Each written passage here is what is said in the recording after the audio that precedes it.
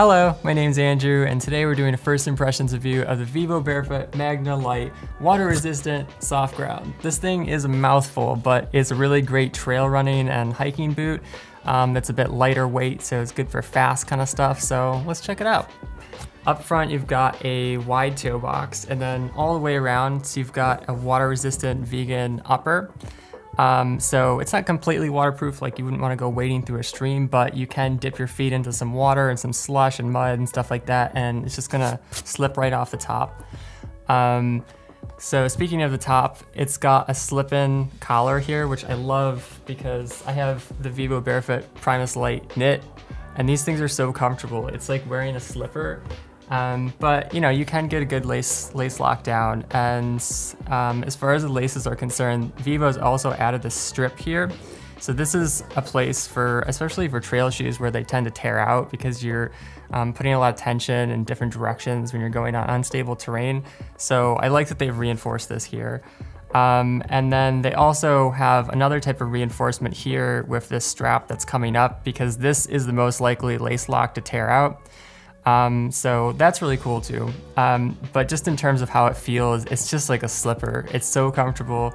With some Vivos and other boots that I've tried for trails, they're a little bit thicker and they're a little bit stiffer. So you kind of feel something on your ankle rubbing, and it's just not comfortable, especially if you're doing longer hikes, longer runs. So when I went out in this, there's just like nothing that you feel anywhere along the shoe. It's just so comfortable. And I don't really know if this qualifies as a shoe or a boot. Maybe it's both. I think Vivo says it's a boot, but I don't know. It feels like a shoe because it's so light and flexible.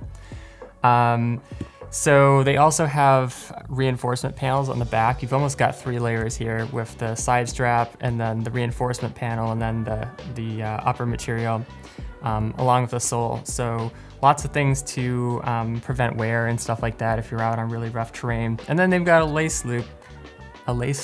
heel tab in the back. It's just kind of cool. It's like a corded one versus most shoes like the Primus Lite Knit, which have more of a flat one. I don't know, it's just kind of fun.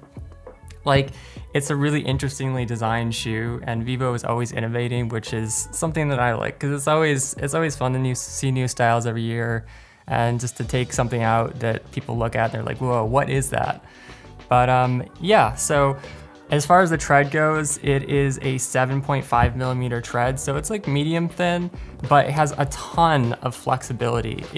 This is shockingly flexible for something that's over 5 millimeters thick. And it has these chevron lugs, and they're angled different ways in the front and the back. So like when you're going up a hill, your forefoot's gonna grip on, and then when you're going down a hill, these are gonna grip on your heel so that you're not slipping out from under if you're running on mud or slush or anything like that. So on to testing. I took these out for a hike yesterday, and when I was looking at the website, they build them as like a hiking boot. So I'm like, okay, I'm gonna go out for a hike. It was 14 degrees when I started out, and it was towards the end of the day, so it got down to like 10 degrees. And actually, these were really warm. What I did was I wore a pair of smart wool or Injinji toe socks, and then I put like a thicker smart wool around them. And then instead of the thermal insole, which Vivo gives you, what I like to do is use a wool insole, a wool felt insole like this, because it's thinner. It doesn't really affect the feel of the shoe. And once I got going, they were super warm. It was like 10 degrees, which is really surprising. So that's something I really like about a boot like this, because it's not insulated and it is pretty thin, but as long as you wear a couple layers of nice merino wool socks, and then you put kind of like a wool insert under here, it prevents the cold or the heat from your body kind of leaking out the bottom of the shoe.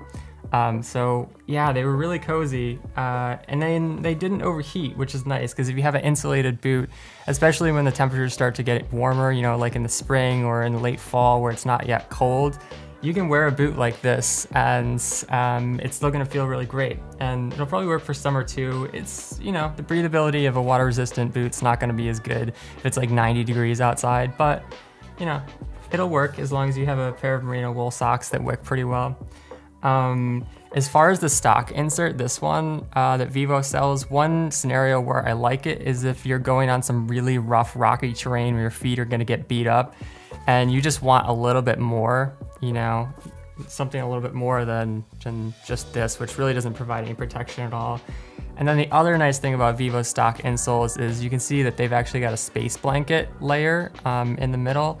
And so it's not only heat reflective, but it also, if the shoe starts to leak, you know, like over time, if the glue starts to wear out, or I don't know, you spring a hole in the bottom of the sole, it'll prevent water from coming up. So it improves the water resistance. Whereas something like this is better for, you know, dry terrain or when the shoe is newer and it's not leaking at all. But yeah, in terms of what it felt like out on the trails, the grip is fantastic, obviously, for hiking, going up and down slushy hills, no problem whatsoever. Crusty ice, didn't matter. The MAGNA LITE just chewed everything up. However, the thing that I didn't expect was they are so fun for running. Like, because of the flexibility, because the upper is so comfy and light, like I just wanted to take off running. So I just started out my hike and then I was like, God, I just want to run. So I ended up doing a trail run for half of it, up and down hills and all over the place, and yeah, splashing through a little bit of slush. And man, it was just so fun. So overall, I'm really liking these. I'm gonna have to do some more testing on different types of terrains and temperatures and stuff like that to see how they work further. But yeah, I'm really, really liking them. One other feature is that I like that Vivo does is they've got these kind of spiky bits that run along here, and it just provides a little bit more protection from helping the side of the rubber from wearing down when you're getting rocks and stuff like that. I think that that's all that I have to say, but if you have any questions about the Vivo Barefoot MAGNA LITE water resistant soft ground or about barefoot shoes in general, just let me know in the comments and I'll give you my opinion. And just keep an eye out for the full review, because after a couple weeks I will post my final thoughts on it. But for now, they're really good. It's definitely my favorite light hiking boot that I have tried, just in terms of comfort, in terms of the sole and everything. So yeah, way to go, Vivo. And thank you guys for watching. Catch you next time. Peace.